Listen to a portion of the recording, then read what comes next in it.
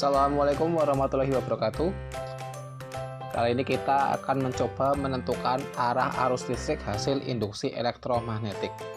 Nah, kemarin kita sudah belajar tentang hukum Faraday, hukum Lenz, dan untuk menentukan GGL induksi elektromagnetik itu bisa menggunakan persamaan negatif N ddt dari fluksnya, atau negatif N dikali perubahan flux setiap satuan waktunya, dengan N merupakan jumlah lilitan pada kumparan dan negatif merupakan dari hukum Lenz, di mana ketika ada perubahan medan magnetik masuk ke dalam suatu kumparan, maka nanti isi kumparan timbul arus listrik yang dapat menghasilkan medan magnetik yang arahnya berlawanan dengan perubahan magnetik tadi.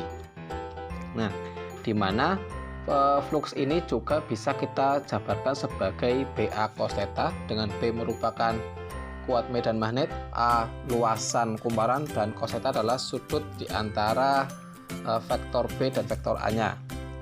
Nah, karena flux bisa kita jabarkan sebagai BA cos theta, maka persamaan GGL juga bisa kita jabarkan menjadi GGL sama dengan negatif N ddt atau turunan terhadap T dari BA cos theta.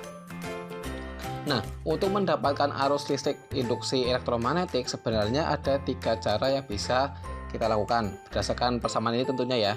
Nah, yang pertama itu dengan mengubah-ubah B-nya dan A-nya atau luasannya dan θ-nya itu kita buat tetap. Jadi nanti bisa kita tulis persamaan sebagai sigma sama dengan negatif N dB dt dikali A cos theta. Kemudian cara yang kedua itu bisa merubah-rubah luasan A-nya, sedangkan B dan θ-nya kita buat tetap, sehingga kita bisa membuat persamaan sebagai sigma sama negatif NB dA dt kali cos theta. Kemudian yang ketiga adalah dengan mengubah sudutnya, jadi sudutnya kita ubah-ubah, sedangkan luasan A dan medan magnet B nya kita buat tetap, sehingga kita bisa membuat persamaan sigma sama dengan negatif NBA dikali ddt cos theta. Nah, untuk yang varian pertama tadi ya, yang B berubah sedangkan A dan theta tetap, itu kita bisa jumpai pada transformator atau trafo. Ini dia menggunakan prinsip B-nya yang diubah-ubah tapi A dan θ-nya tetap.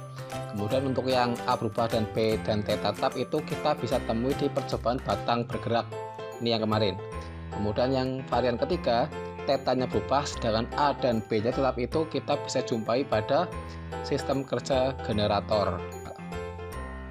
Nah, tapi untuk kali ini kita hanya ingin mencoba yang varian pertama, yaitu B-nya berubah, medan magnetnya berubah, sedangkan A dan θ-nya tetap, sehingga kita gunakan sigma sebagai negatif N dB dt dikali A cos theta.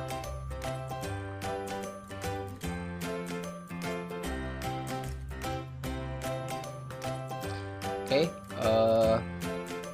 ada 4 varian lagi untuk kasus yang B berubah dan A dan θ-nya tetap, yaitu yang pertama adalah kutub utaranya mendekati kumparan, yang varian kedua adalah kutub utaranya menjauhi kumparan, yang ketiga adalah kutub selatan mendekati kumparan, dan yang varian keempat adalah kutub selatan menjauhi kumparan. Nah, namun untuk video ini yang nanti kita akan bahas secara detail itu kita hanya pada kutub utara yang mendekati kumparan, walaupun nanti keempat-empatnya akan coba saya tampilkan animasinya. Tetapi untuk yang analis bagaimana ke arah arus listriknya, kita hanya bahas yang pertama, yaitu ketika ada kutub utara mendekati sebuah kumparan.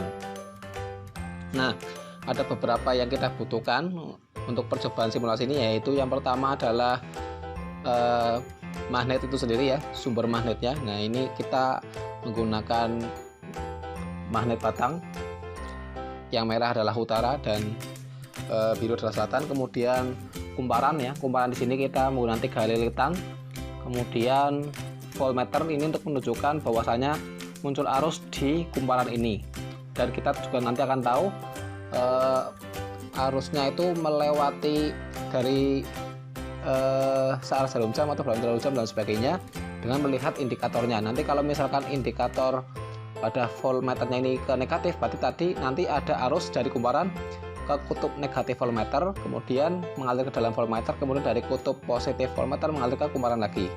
Tapi kalau nanti ternyata jarumnya mengarah ke arah positif, berarti kebalikannya, ada arus datang dari kumparan menuju kutub positif voltmeter, kemudian masuk ke voltmeter, kemudian jadi dari kutub negatif voltmeter menuju ke kumparan lagi.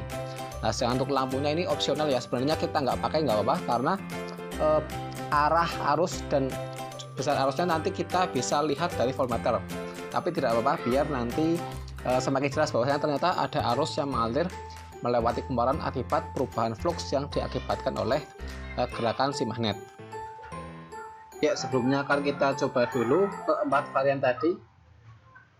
Percobaan yang kita gunakan itu menggunakan aplikasi yang lainnya yang sudah saya share via ketua kelas, yaitu aplikasi hukum Faraday.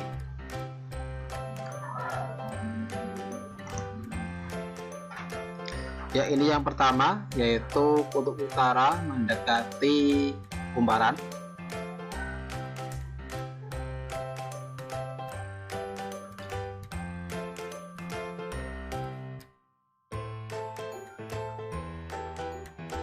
Kemudian yang kedua, kutub utara menjauhi kumparan.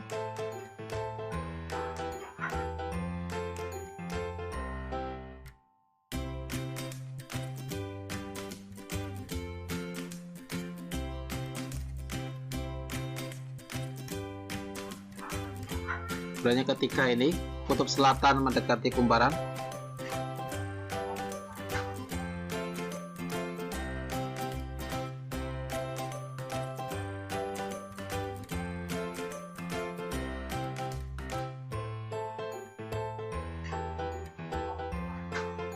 Kemudian yang keempat ini, kutub selatan menjauhi kumparan.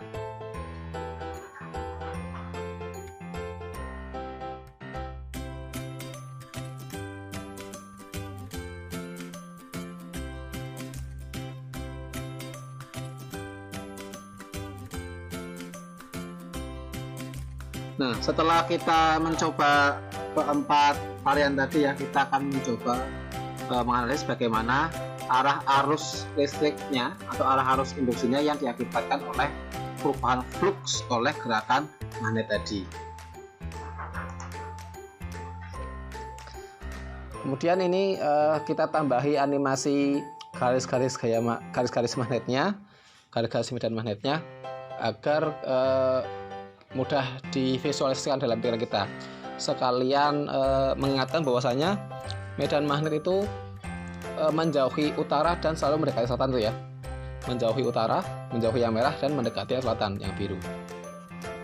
Nah, karena ada medan magnet yang melewati si kumparan, maka akan timbul flux magnet dalam kumparan. Nah, dengan catatan, karena magnet batang masih berada di posisi yang relatif jauh terhadap kumparan, maka flux magnetik yang diterima oleh si kumparan pun masih kecil ya, kecil dan mengarah ke kiri. Nah, kemudian tadi kan kita batang magnet kita gerakan ke kiri ya, menuju atau mendekati kumparan. Nah, ketika batang magnet sudah berada di dekat kumparan, maka medan magnetik atau flux magnetik yang diterima oleh kumparan pun semakin besar. Tadi ketika jauh itu flux magnetiknya kecil, ketika sudah dekat flux magnetiknya besar. Jadi ada pertambahan flux magnetik yang arahnya ke kiri yang diterima oleh si kumparan. Nah, menurut hukum Lenz, ketika ada perubahan flux magnetik terjadi pada suatu kumparan, maka si kumparan itu akan menghasilkan arus listrik, yang arus listrik ini akan menghasilkan medan magnetik baru yang arahnya itu melawan perubahan flux tadi. Tadi kan dari kecil ke kiri, kemudian menjadi besar ke kiri, berarti ada pertambahan flux magnetik ke arah kiri. Nah, berarti lawannya adalah flux magnetik ke arah kanan. Ini yang biru, yang merah itu yang tadi yang asli. Nah, yang biru itu dari hukum Lenz. Nah, kemudian menggunakan kaidah tangan kanan, di mana arah medan itu disimbolkan oleh ibu jari, maka arus listrik hasil induksi elektromagnetik itu ditunjukkan oleh keempat jari yang lain. Berarti arus listriknya itu mengarah di sini. Set. Nah, ini dan ini. Kemudian kita bisa copot dulu batanya ya. Nah, agar lebih jelas. Nah, maka arusnya akan mengalir dari sini. Nah, karena arus ini dari ke kutub negatifnya si voltmeter, maka si jarum voltmeter pun akan menyimpang ke arah kiri atau ke arah negatif. Nah, lampunya pun menyala. Nah, ini ya, ini untuk penjelasan bagaimana arah arus yang ditimbulkan untuk kasus tadi kutub utaranya itu mendekati kumparan. Nah, untuk kasus yang varian yang lain, ketika kutub utara menjauhi kumparan, atau mungkin kutub selatan menjauhi kumparan, atau mungkin kutub selatan mendekati kumparan, nanti kalian bisa menganalisa sendiri dengan cara yang sama, yaitu menggunakan hukum Lenz. Ketika ada perubahan flux magnetik terjadi dalam satu kumparan, maka dalam kumparan itu akan muncul arus listrik, yang arus listrik itu dapat menghasilkan medan magnet baru yang arahnya itu berlawanan terhadap si perubahan flux tadi. Ya, terima kasih. Wassalamualaikum warahmatullahi wabarakatuh.